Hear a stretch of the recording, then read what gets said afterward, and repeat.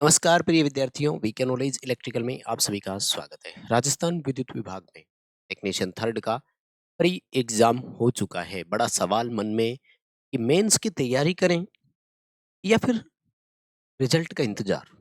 साथ ही बड़ा सवाल है कि हमारा प्री का रिजल्ट कब तक आ जाएगा। पहला एक छोटा सा ओपिनियन और ओवरव्यू देता हूँ कि रिजल्ट कब तक आएगा, और उसके बाद हम बात करेंगे कि आपको अभी मेंस की तैयारी करनी है या इंतजार करना है। ताकि ये सवाल आपके दिमाग में आना ही नहीं चाहिए था मेरे हिसाब से तो, कि हमें अब आगे क्या करना है। इतनी सी चाल तो आपके खुद के पास होनी चाहिए, इतना सा स्टेप आपके पास होना चाहिए, इतनी सी समझ तो हमें भी होती है कि हमें सीक्वेंसली क्या-क्या करना है।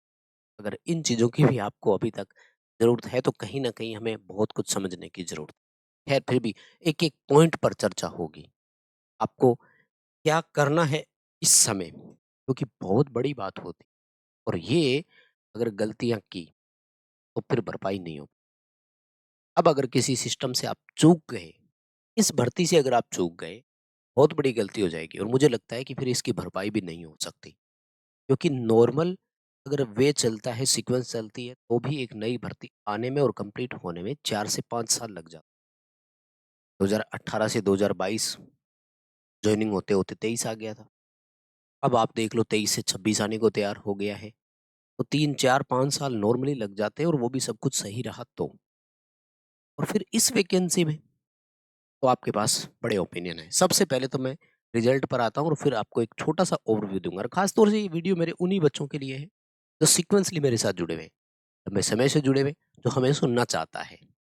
जो नए बच्चे इस वीडियो को देखेंगे, हो सकता है उनको समझ ना आए कि पता नहीं क्या बोल ही रहे होंगे। नहीं, थोड़ी-सी अगर आपको गाइडेंस की ज़रूरत है, तो इस वीडियो को पूरा देखना है। स्पीड डबल करके देख लो, इतना टाइम तो आपके पास होगा। 8-10 मिनट का वीडियो है, उसको डबल करोगे तो 4 से 5 मिनट में बात पूरी हो रही है। तो पूरा सुनना है और समझना है। सबसे पहले तो देखो, हम बात करते हैं कि प्री का रिजल्ट कब तक आए। देखो भाई साहब, अब नोडल एजेंसी है आरवीयू। आरवीएनएल हर काम में इनकी फास्ट प्रोसेस रहती है। अब कोई बोलेगा कि जी फरवरी में भर्ती आई थी, अगर फास्ट प्रोसेस थी तो हो जाना चाहिए था, तो बिल्कुल हो जाता। हमारा ये मानना है कि अगर सब कुछ सही रहता, तो आपका जून जुलाई में प्री हो गया होता। अब आपका मेंस का पेपर चल रहा होता, या हो गया होता मेंस भी। हो सकता है ना कि सरकार ने इनको बोला हो कि भई रुको एक भर्ती, हम पदों की संख्या इंक्रीज़ कर रहे हैं, तो पूरी साथ ही कर लो, क्योंकि प्रोसेस बार-बार ना करें। तो हमारे लिए अच्छी चीज़ हुई थी वो तो।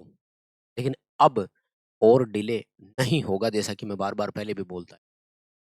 जहाँ तक रिज़ल्ट पर हमारा ओपिनियन है, हमारा मानना है, और हमें लग रहा है, वो ये लग रहा है कि अगले 1 महीने के अंदर-अंदर, यानी विदिन 1 मंथ हमें प्री का रिज़ल्ट देखने को मिल जाए। इससे ज़्यादा और डिले शायद अब नहीं होगी। क्योंकि इस रिजल्ट के बाद आपको मेंस का पेपर भी लेना है, मेंस का रिजल्ट भी देना है, डॉक्यूमेंट वेरिफिकेशन करना है, और फिर जाकर जॉइनिंग देनी है। तो ऐसी प्रोसेस में अगर 6 महीने भी लगते हैं, तो आप सोचो जुलाई आ जाएगा जॉइनिंग होते-होते। तो बड़ी चीज़ है कि इनको भर्ती टाइम टू टाइम कंप्लीट करनी है, और अब और डिले आरवीएनएल नहीं करेगा। रिजल्ट पर हमारा ये ओवरव्यू है। आपको क्या लगता है, कमेंट करके आप भी बताएँगे? इस ओवरव्यू के लिए कमेंट आपके लिए भी खुले हुए हैं। विदिन 1 मंथ बहुत ज़्यादा है। अब आते हैं वापस गुरुजी, इस पॉइंट पर आप बताइए कि हम मेंस की तैयारी अभी करें या नहीं करें? अरे भाई,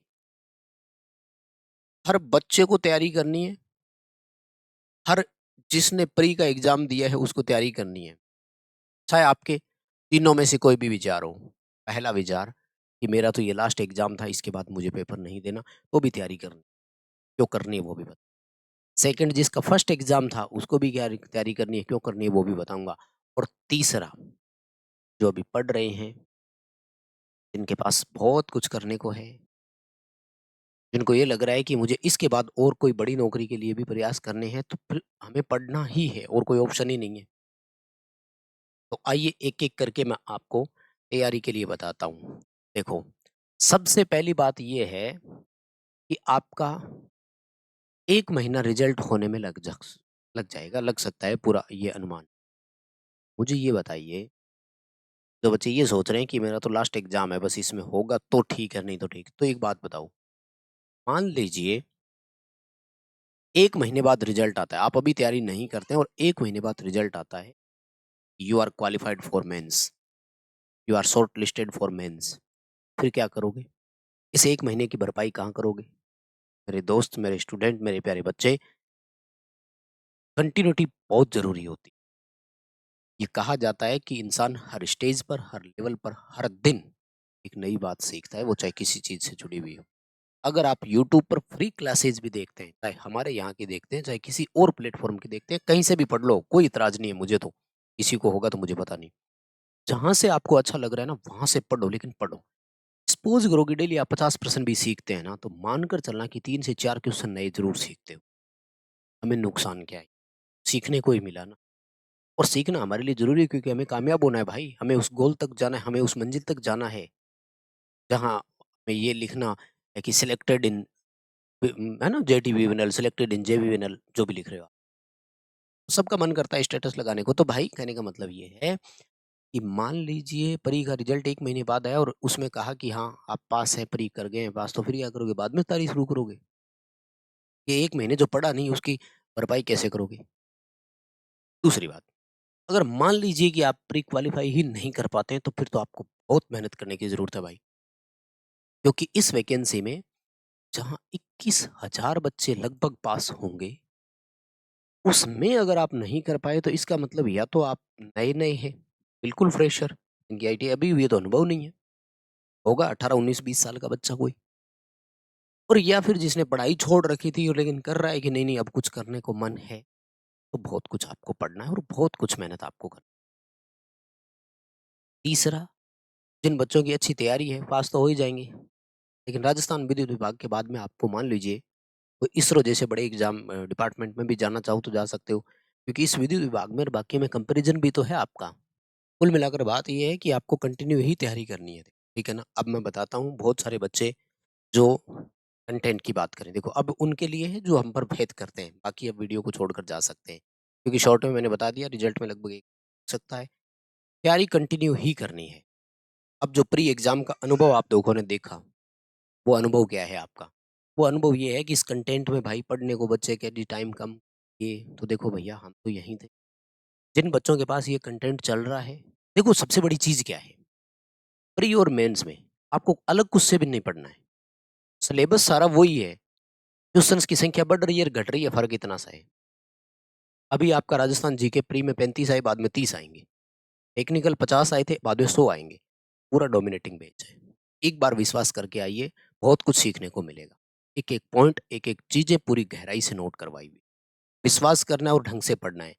मेंस के लिए पॉइंट टू पॉइंट कंटेंट की गारंटी है और इस सिलेबस, इस कंटेंट से बाहर कोई भी कुछ भी नहीं। इसमें Rajasthan GK, technical, math, science सब कुछ है और जो कि लगभग आपको करवाया था। मेन डोमिनेटिंग दोनों, टेक्निकल प्लस राजस्थान जीके, और दोनों इस बैच में से कवर हो।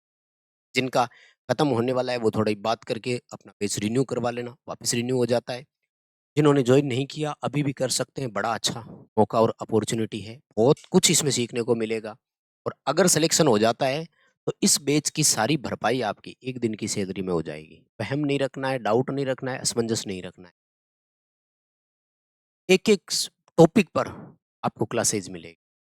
शायद कोई चीज़ ऐसी हो जो नहीं छूटी हो, एक-एक चीज़ इसमें करवा प्लेटफ़ॉर्म पर डिस्क्रिप्शन में लिंक है। कंटिन्यू तैयारी रखिए, चाहे आप यूट्यूब से पढ़ें, इसको भले ना लीजिए कोई बात नहीं। चाहे आप यूट्यूब से फ्री वाली क्लासेस पढ़िए। बहुत धन्यवाद सभी का। Thank you very much.